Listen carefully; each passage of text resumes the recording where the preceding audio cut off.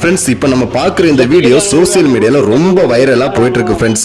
இந்த வீடியோல ஒரு பேருந்து நடத்துனரும் ஒரு காவல்துறையை சேர்ந்தவரும் பயங்கரமா சண்டை போட்டுட்டே இருக்காங்க பஸ்ல.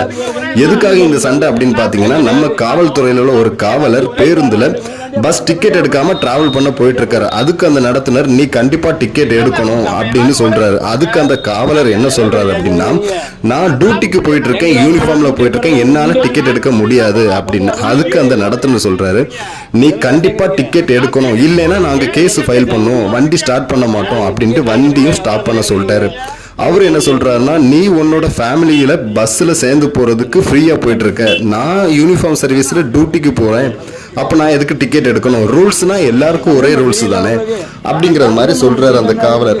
அவர் சொல்றது சரிதானே ஃப்ரெண்ட்ஸ். இதுல ஏதாவது தப்பு இருந்துச்சு அப்படின்னா கமெண்ட்ல சொல்லுங்க ஃப்ரெண்ட்ஸ். இதோட ஃபுல் வீடியோ நான் கீழே கொடுத்துருக்கேன், மறக்காம நம்ம சேனலுக்கு சப்ஸ்கிரைப் பண்ணுங்க ஃப்ரெண்ட்ஸ்.